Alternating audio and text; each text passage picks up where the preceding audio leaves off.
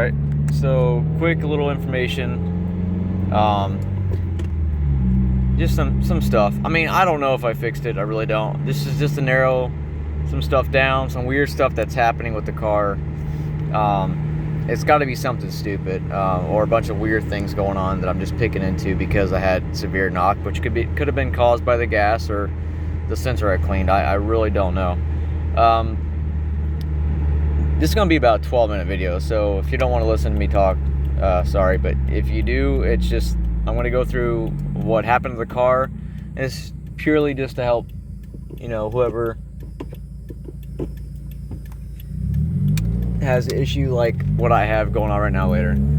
Alright, well, I just hit a 10, but that's normal because I was going out through first gear there. Actually 11. Alright, so basically, let me turn on the air here. Alright, so you guys know I had the whole issue going on with the, I got gas from Wawa. Then I went through, I went on a long pull, which was probably from third gear, not lugging the motor because I never do that, third gear to the end of fourth gear, whatever that speed was. I don't really remember. I feel like it's 115 to 120. I could be wrong. So I went ahead and did that, and I noticed my find knock learn was going up during full throttle, the red line, which before it only did it during 2,000 to 3,000 RPMs, which it's normal. I get it more than some people, I feel. I know a lot of cars, WRXs, get it. It's just basically saving where there was a knock before, and you have to drive so long over certain RPMs for that to kind of reset itself, kind of just like a dam and shit like that. Now, I cleaned the mass airflow sensor. I checked my spark plug gap. I checked for leaks, vacuum leaks, everything. I did pretty much everything Cobb said to check. Cobb said I was getting a little too... I was not getting too close, but I was getting close at the... for the carbon clean on the car, which I called the dealership, and it was like $650, but I didn't want to go do that yet, not knowing if that is my issue, okay? I don't want to go spend almost $700 2 hours away there, 2 hours back, if that's not my issue. And then, okay, my car, my shit's clean, but then I'm still in debt because something's broken with it, or I can't figure out, or it breaks a week later. So I didn't do that yet, okay? I still may do that, but if I do that, I'm gonna probably take it to a performance shop and get it. I'm assuming there it'd be a little bit cheaper. I'm hoping. I know everything's more expensive at the dealership. I mean, Jesus, they wanted to charge me $530 to change my spark plugs. So I took the hour and did that myself and figured it out. So anyways, get back to the car. So I knew that gapping was right on the plugs, but I went ahead and checked it anyways. I hooked up my buddy's computer to it. It said I had a misfire in cylinder 2, which is on this side, the same side I heard the pinging on. So this is about a week ago, not this past Saturday, but the Saturday before it. I took out the cylinder number 2 spark plug, swapped it out with cylinder number 3, or excuse me, cylinder number 4. It's on the same side.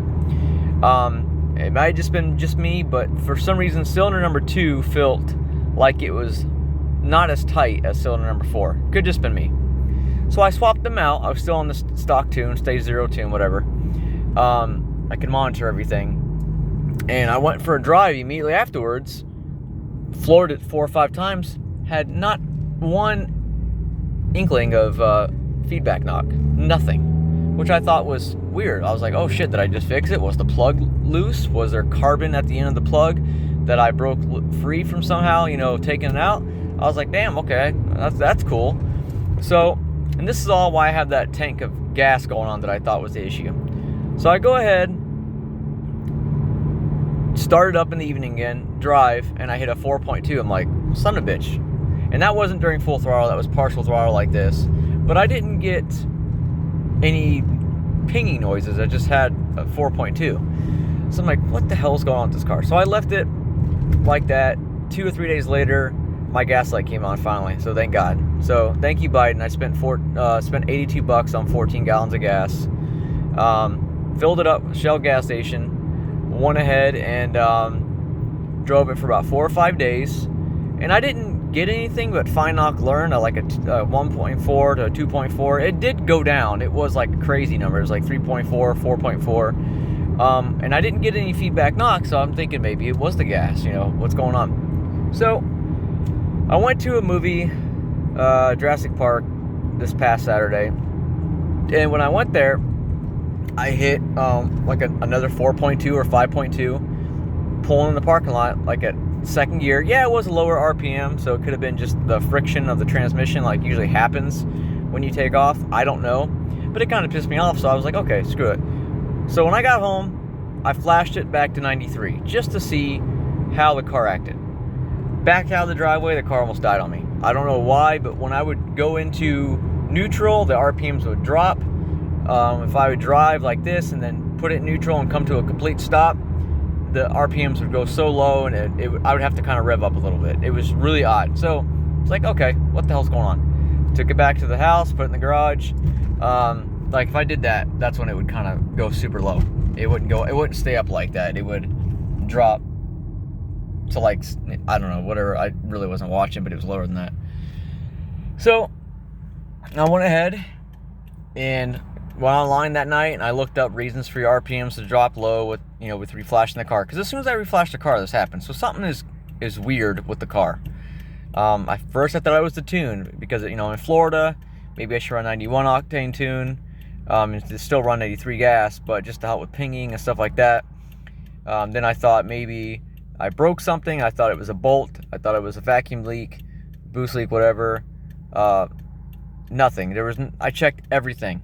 Everything you can check, I checked almost within a week and a half on this car. Nothing. So, and it was hard to narrow it down because I still have no check engine lights. I still have no codes except for the misfire in cylinder 2. So I went ahead, looked online, and I pulled up a video I came across of a guy. He had something weird with his car. He had another WRX, but I can't remember his channel right now. I've actually never seen him before, but he seemed like a cool kid. I can't remember what the reasoning was. I gotta put my phone down. So I can't remember what the reasoning was. There's a cop right here, so bear with me. But he had an issue with what was it? I don't want to say because I'm not exactly sure, but there was something with his air fuel correction that kept on dropping, and he was cleaning the mass airflow sensor, which I did that. Actually, that was the first thing I did a week and a half ago. I got a new air filter. I did all this crap, checked a bunch of shit, didn't work. But he was cleaning his map sensor on the top of the intake manifold. I was like, you know what, let me do that. It's pretty easy. So it didn't help him because he had something completely different, but he made me think about it. So I give him credit for that. Even if that wasn't an issue, it still was dirty and I had to clean it. So I popped it off on Sunday morning at like 9 o'clock. My only other day to kind of rest a little bit. I got up somewhat early. And it was completely corroded with, covered in carbon buildup. Oil's around it, which is normal, but I cleaned it a little bit, the outside, and you can tell it had a lot of carbon built up. So I got that CRC, I believe that's what it's called, and I cleaned my mass airflow sensor with. Soaked the shit out of it, sprayed it, cleaned it, shuck it out, sprayed it again, let it dry for about 20 minutes, 25 minutes. I went ahead and put it in, started it up, car drove flawlessly. After cleaning those two things again, well, cleaning the mass airflow sensor again, but cleaning this map sensor for the first time, the car drove flawlessly for about 2.5 days. No fine knock whatsoever, no feedback knock, except for the 2.8. And I get the crazy 10 to 11 with this car always when I'm pulling out of my driveway in first gear. I don't know what it is. Like I said, I think it's just the friction of the motor and the transmission, the shifting. I'm a pretty good driver, so I don't think it's anything me. I just think they pick up so much crap on this car. So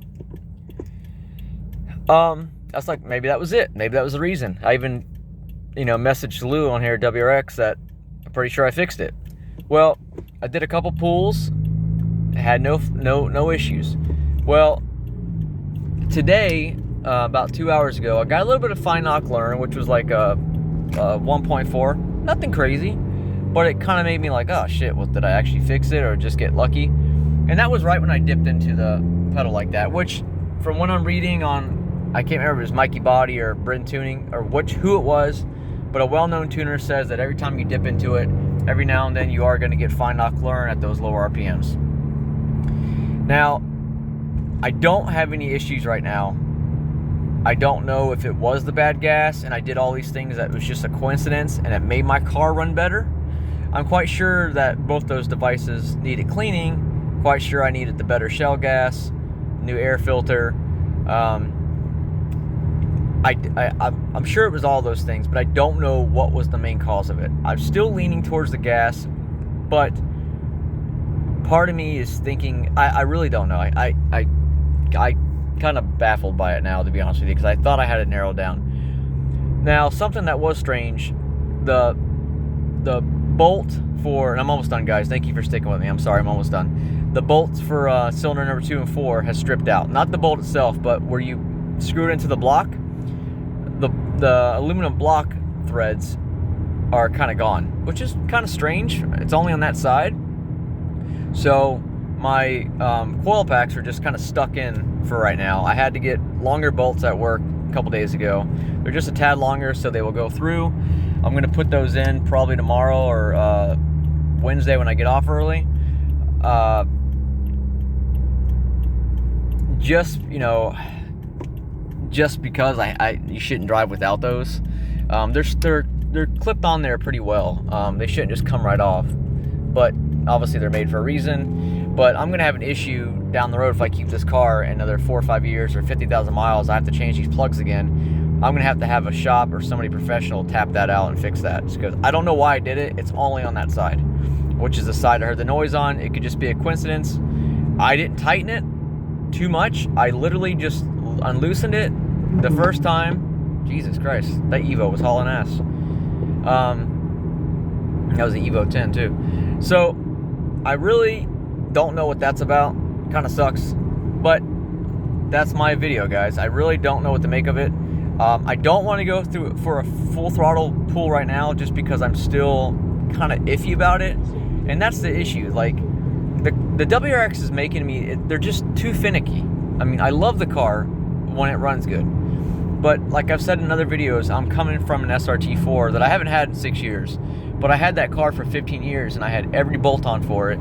The car ran 12s, and I'm just not used to, yes, it's a newer car, more, computer stuff, but it's just, I'm not used to a tune with every part. I'm not used to having to get perfect gas every single time. I'm not used to all these little knock sensors and all this crap. I know it's just the way they're making cars nowadays. You can't do anything about it. But if everything's okay with this car, and I feel comfortable within the next 2 to 4 weeks, I'm going to go ahead and I'm going to figure out what to do. I'm either going to get a E-Tune from Bryn Tuning, or I'm going to get a walnut blasting on the valves, because I know it needs to be done. I don't know which one I'm going to go first. I'm probably going to ask Bryn Tuning if I should get the walnut blasting first done. If that's the case, I'm going to have to get that done, and then the next month I'll have to get the tune. The tune's like $450, so it's not that bad. It's kind of funny. I'm going to do all that, and then I'm probably going to get rid of the car within a year anyways. But I'd rather have it run good for a year, and who knows? I may fix them. That may fix my issues.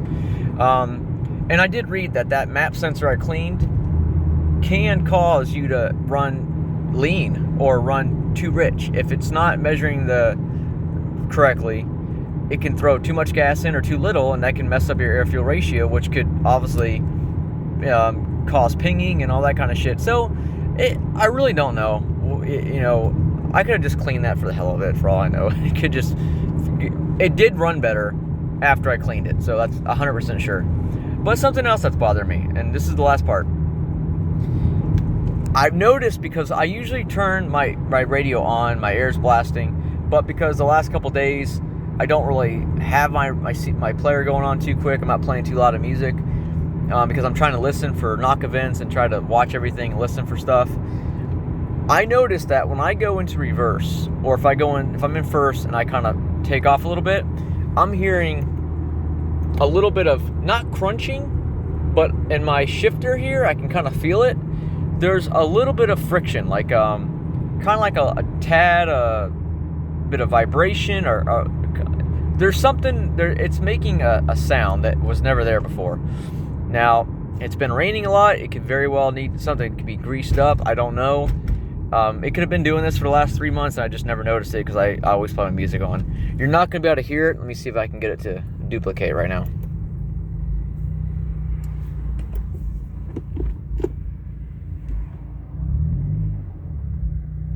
Yeah, you're not gonna be able to hear it. I can feel it in the shifter,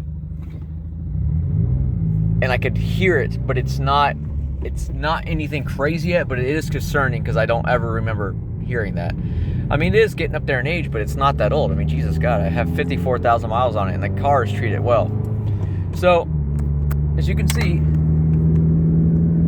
on this 30-minute drive, dipping into it, nothing right now. So the find knock learn is getting better. I mean, it could be the gas helped, and it could be that sensor was clean helped. It could have been a combination of things, and it could be the carbon buildup too that I still have to do. But I do want a GR turbo, guys, Corolla. I'm looking into those cars. I've called 4 dealerships. There's no list yet. There's nothing. They don't know pricing yet. I got so mad with this car recently. I was like, you know what? I need to get something I feel more comfortable with. I've never owned a Toyota, so I'm in love with this car. I think it looks amazing.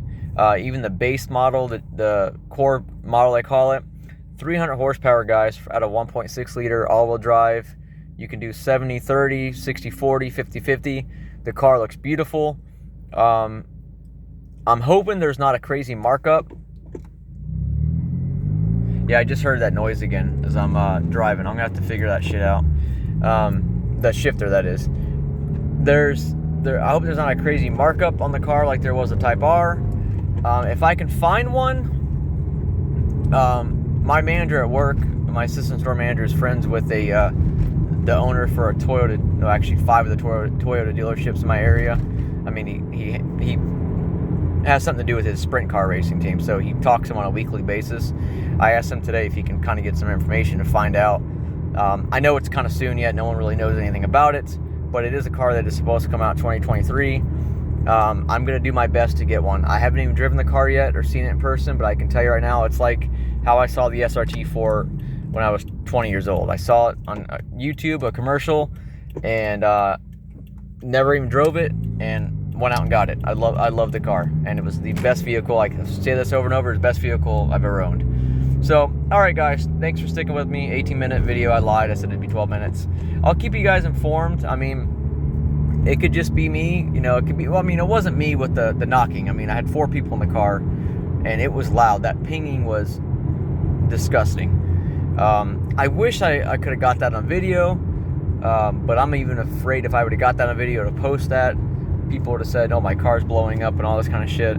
But no check engine light, no codes. It went away. I have not got up on it as much as I was, just because of the simple fact that I'm kind of iffy about it. But we will see. And I want to give a shout out to Lou in Illinois there for always. That wasn't really an Illinois accent, wasn't? That was horrible. For always being a cool dude and always helping out strangers online and stuff like that. You guys should go follow his channel. He doesn't drive a WRX anymore. He drives a pretty cool Honda, in my opinion. But yeah, here I'm pulled in. See if you can hear this.